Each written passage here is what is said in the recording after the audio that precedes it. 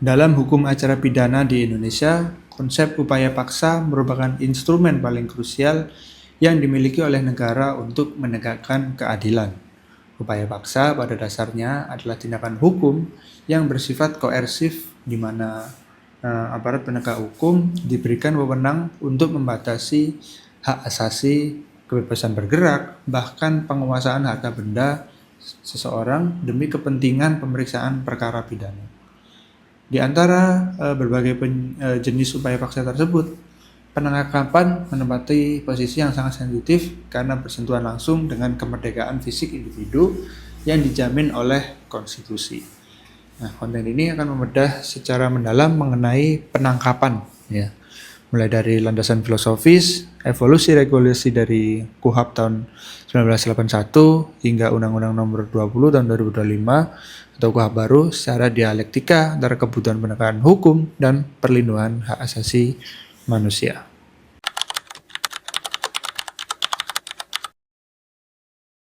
Penangkapan secara etimologis berasal dari kata tangkap, ya, yang dalam konteks tindakan fisik berarti memegang sesuatu yang bergerak cepat.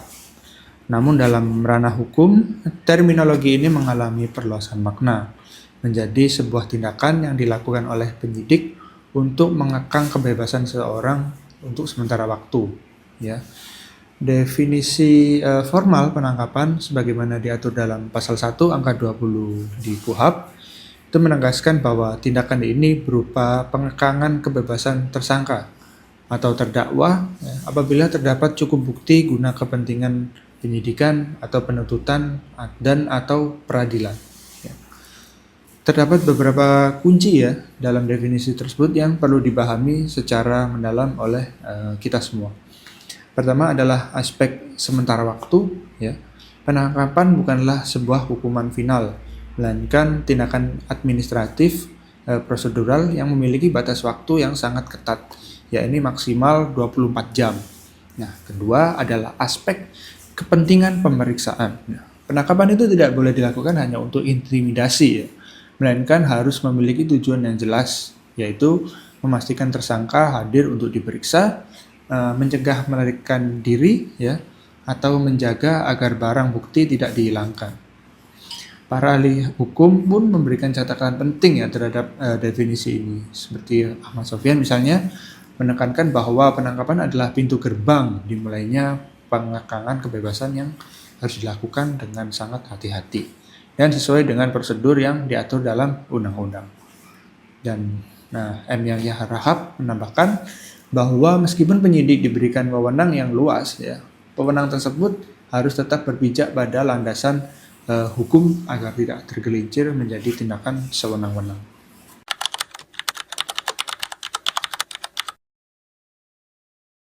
Penangkapan adalah tindakan yang sangat intrusif, ya, sehingga hukum mensyaratkan prosedur yang sangat ketat untuk menjamin legalitasnya. Di Indonesia, dasar hukum utama penangkapan itu diatur dalam KUHP nasional, ya, atau Undang-Undang Nomor 20 tahun 2025. Pasal 28I UUD 1995 juga menegaskan bahwa tidak disiksa dan hak untuk diakui sebagai pribadi di hadapan hukum adalah hak asasi yang tidak dapat dikurangi dalam keadaan apapun, ya, yang menjadi ruh bahwa setiap pasal penangkapan dalam undang-undang di bawahnya. Adapun syarat material, ya, dalam material dan formil dalam prosedur penangkapan. Pertama saya jelaskan syarat material, ya. Agar penangkapan sah secara material, penyidik itu tidak boleh menangkap seseorang hanya berdasarkan prasangka atau insting semata. Nah, pasal 17 KUHP itu mensyaratkan adanya bukti permulaan yang cukup, ya. Namun definisi cukup ini sempat menjadi perdebatan panjang di kalangan sarjana hukum karena sifatnya yang sangat subjektif, ya. Melalui putusan MK nomor 21 tahun 2014, standar ini ditingkatkan menjadi minimal 2 alat bukti yang sah, ya. Dalam KUHP baru, ya, Undang-Undang 20 tahun 2025, standar bukti ini dipertegas kembali untuk memberikan kepastian hukum dan mencegah praktik salah tangkapnya. Alat bukti yang diakui secara hukum antara lain keterangan saksi, keterangan ahli, surat petunjuk, dan keterangan tersangka. Penting dipahami bahwa penangkapan dalam kasus tindak pidana pelanggaran, ya, itu memiliki standar yang berbeda.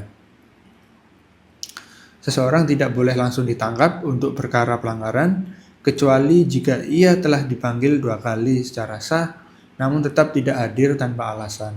Lalu yang kedua, syarat formil ya. Syarat formil adalah bungkus ya, legalitas dari tindakan penangkapan. Nah, kegagalan dalam memenuhi syarat formil dapat menyebabkan penangkapan dinyatakan tidak sah secara hukum. Berdasarkan pasal 18 KUHP, itu langkah-langkah yang wajib dilakukan oleh petugas adalah sebagai berikut ya. Yang pertama itu memperlihatkan surat tugas. Ya, petugas itu wajib membuktikan bahwa mereka benar-benar anggota kepolisian negara Republik Indonesia yang sedang menjalankan tugas resmi. Lalu nomor 2 ada memberikan surat perintah penangkapan ya, atau SPP. Surat ini sangat krusial karena harus memuat identitas tersangka seperti nama, alamat, terus alasan penangkapan yang jelas, terus uraian singkat mengenai kejahatan yang dipersangkakan, dan lokasi di mana tersangka akan diperiksa. Nah, ada pengecualian nih. Jika tertangkap tangan. Nah, jika seorang itu tertangkap tangan saat sedang melakukan kejahatan atau sesaat setelahnya, petugas itu nggak perlu menunjukkan surat perintah di lokasi kejadian. Namun, pelaku harus segera diserahkan kepada penyidik terdekat dan proses administrasinya itu harus segera dilengkapi ya, untuk izin-izinnya tadi. Nah, lalu juga pemberitahuan kepada keluarga karena hukum ya mewajibkan surat tembusan, surat perintah penangkapan itu diberikan kepada keluarga tersangka sesegera mungkin setelah penangkapan dilakukan. Hal ini bertujuan agar keluarga itu dapat mengupayakan bantuan hukum dan mengetahui keberadaan anggota keluarganya.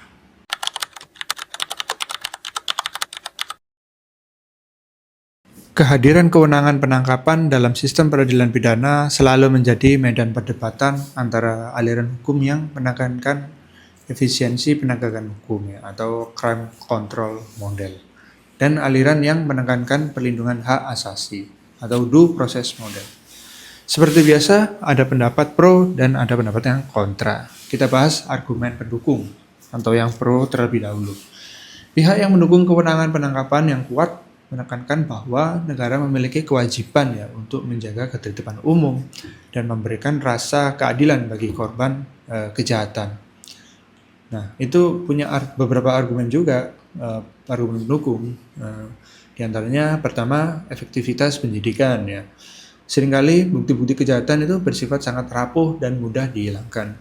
Nah, penangkapan sesegera mungkin itu memungkinkan penyidik untuk mengamankan barang bukti dan mendapatkan keterangan tersangka sebelum ada intervensi dari pihak luar. Lalu yang kedua, itu mencegah eskalasi kejahatan juga. Untuk pelaku kejahatan residivis atau kejahatan kekerasan, penangkapan adalah satu-satunya cara untuk mengingatkan mereka agar tidak melakukan kejahatan yang tambahan, ya, kejahatan berikutnya. Lalu ketiga, keadilan bagi korban. Bagi masyarakat awam, tindakan penangkapan seringkali dipandang sebagai langkah awal negara dalam memberikan keadilan. Nah, justru penundaan penangkapan terhadap pelaku yang sudah jelas identitasnya dapat menurunkan kepercayaan publik ya terhadap penegakan hukum. Lalu yang keempat juga ada kebutuhan untuk kejahatan luar biasa. Dalam kasus terorisme atau narkotika, penangkapan tanpa surat perintah di awal ya dianggap perlu untuk memutus rantai jaringan yang bekerja sangat-sangat cepat. Nah, lalu kita bahas argumen penolak dan kritiknya. Itu yang kontra dari itu tadi. Kritik terhadap lembaga penangkapan biasanya bersumber dari kekhawatiran mereka akan penyalahgunaan kekuasaan atau abuse of power dan dampak sosiologis bagi orang yang ditangkap. Nah, pertama soal resiko penangkapan sewenang-wenang ya, pasti. Kritikus itu berpendapat bahwa ambang batas pembuktian di lapangan itu masih sangat lentur. Penilaian subjektif penyidik ya, itu seringkali mengalahkan prinsip-prinsip kehati-hatian yang mengakibatkan banyak kasus salah tangkap yang merusak reputasi seorang secara permanen. Ya kayak Peggy Setiawan itu. Nah, kedua, soal budaya kekerasan. Organisasi hak asasi manusia seperti Amnesty International dan LBH mencatat bahwa proses penangkapan di Indonesia itu masih sering diwarnai dengan penggunaan kekerasan fisik atau psikologis. Ya, untuk apa? Ya, untuk memeras pengakuan dari tersangka. yang bertentangan dengan semangat konvensi menentang penyiksaan, yaitu CAT. Ketiga juga soal stigma sosial tentu saja. Bagi masyarakat awam, ditangkap polisi itu seringkali dianggap sama dengan sudah bersalah. Padahal penangkapan itu hanyalah proses awal. Stigma ini dapat menghancurkan kehidupan sosial dan ekonomi seseorang, meskipun nantinya ia dinyatakan nggak bersalah di pengadilan. Nah, lalu yang keempat juga kurangnya mekanisme kontrol. Lembaga pra-peradilan di Indonesia itu dianggap masih lemah dalam mengawasi penangkapan, ya, karena cenderung hanya memeriksa aspek formal ya, atau administratifnya, dan jarang masuk ke substansi alat bukti yang dimiliki penyidik.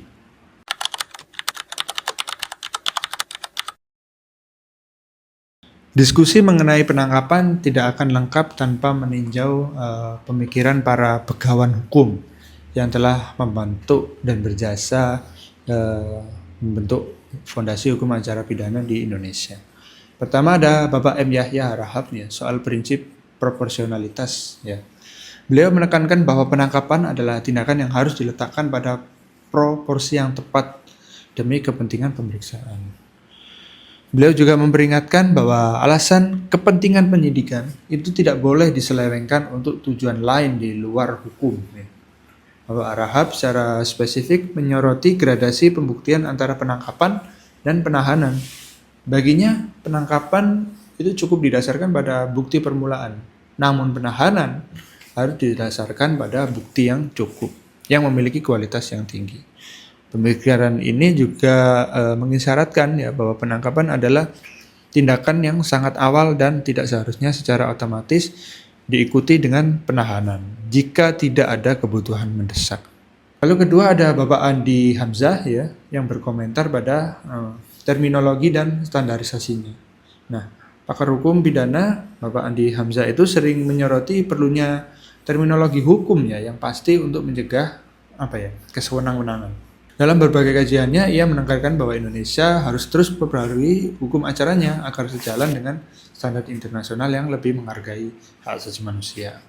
Ia termasuk salah satu pakar yang mendorong agar penangkapan dalam kondisi tidak tertangkap tangan sebaiknya digantikan dengan mekanisme surat perintah untuk membawa. Jika risiko tersangka melarikan diri rendah, ya itu guna mengurangi beban psikologis bagi warga negara. Lalu ada juga dari Bapak Romli Atmasasmita ya soal penegasan presumption of innocence. Ya, itu memberikan perspektif bahwa konsekuensi logis dari asas praduga tak bersalah atau presumption of innocence tadi adalah kewajiban bagi penyidik ya untuk memperlakukan tersangka sebagai subjek bukan objek pemeriksaan. Ia juga menegaskan ya bahwa tersangka memiliki hak untuk tidak menjawab pertanyaan yang menjerat dirinya. Pandangan ini sangat krusial di Indonesia, di mana seringkali tersangka itu merasa wajib ya mengaku saat ditangkap karena adanya tekanan dari aparat. Ya. Lalu yang terakhir, kritik masyarakat sipil terhadap KUHP baru.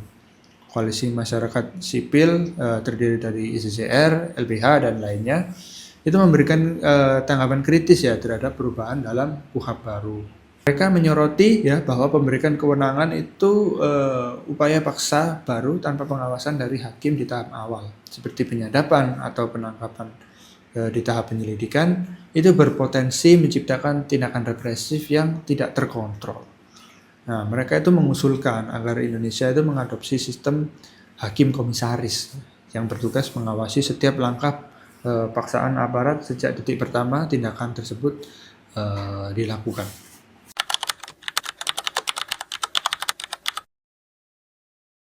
Bagi masyarakat ya, memahami daftar hak tersangka adalah bagian terpenting. KUHP memberikan perlindungan yang cukup luas ya di atas kertas yang wajib diketahui oleh setiap warga negara agar tidak menjadi korban pelanggaran prosedur. Nah, apa saja sih hak-haknya ya? Pertama, yaitu hak mendapatkan bantuan hukum. Tersangka berhak menunjuk pengacara sendiri atau meminta disediakan pengacara secara cuma-cuma ya oleh negara. Jika ancaman hukumnya 5 tahun atau lebih dan ia tidak mampu secara ekonomi. Nah, dan nomor 2 ada hak untuk segera diperiksa. Penangkapan tidak boleh dibiarkan berlarut-larut tanpa pemeriksaan. Tersangka berhak segera diperiksa oleh penyidik dan selanjutnya kasusnya diajukan ke jaksa. Nah, ketiga, hak untuk memberikan keterangan secara bebas. Ya. Tersangka itu dilarang diperiksa dengan tekanan, ancaman, ataupun kekerasan dalam bentuk apapun. Ya. Keterangan yang diberikan harus murni atas kemauannya tersendiri. Keempat, hak untuk menghubungi keluarga dan rohaniawan. Nah, selama masa pemeriksaan pasca penangkapan, tersangka itu berhak mendapatkan kunjungan dari keluarga, dokter pribadi ya jika sakit, dan rohaniawan untuk pendampingan mental. Kelima, ada hak juga atas juru bahasa. Jika tersangka itu nggak ngerti bahasa Indonesia ya atau memiliki disabilitas, penyidik itu wajib menyediakan juru bahasa untuk memastikan komunikasi berjalan adil. Lalu yang nomor 6, hak penangguhan penahanan. Ya. Tersangka itu dapat mengajukan permohonan agar tidak ditahan dengan memberikan jaminan berupa uang atau orang, dalam hal ini keluarga ya, yang menjamin bahwa ia nggak akan melarikan diri.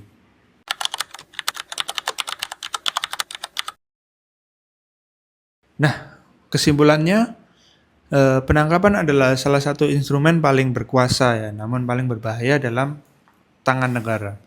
Bagi masyarakat umum ya, pesan utamanya itu apa ya?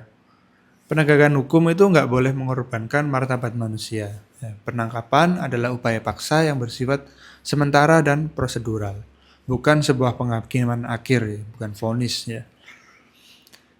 Pemahaman akan prosedur sahnya penangkapan mulai dari keberadaan surat perintah, hak didampingi pengacara hingga batas waktu 24 jam itu adalah perisai hukum yang wajib untuk dimiliki setiap individu, setiap masyarakat. Ya. Di sisi lain, perluasan upaya paksa menjadi 9 jenis dalam hukum terbaru ya, menunjukkan bahwa negara itu semakin serius dalam mengawasi setiap tindakan represif aparat. Ya. Memberikan peluang bagi warga negara untuk menggugat tindakan yang sewenang-wenang melalui jalur hukum yang lebih terbuka, yaitu pra-peradilan. Nah, masyarakat juga harus melihat penangkapan itu bukan sebagai akhir dari segalanya, merupakan sebagai awal dari sebuah proses pembuktian yang adil. Dengan adanya penguatan hak tersangka juga dan mekanisme kontrol yudisial yang lebih luas dalam KUHP baru, diharapkan wajah penegakan hukum di Indonesia itu akan semakin profesional, transparan, ya, dan menjunjung tinggi nilai-nilai kemanusiaan. Edukasi mengenai apa yang harus dilakukan saat ditangkap itu jauh lebih berharga daripada sekedar menebar ketakutan ya, karena warga negara yang terinformasi dengan baik adalah pilar utama dari sebuah negara hukum yang sehat. Ya. Mungkin itu saja ya kontenku tentang 1 dari 9 upaya paksa, dalam hal ini penangkapan ya.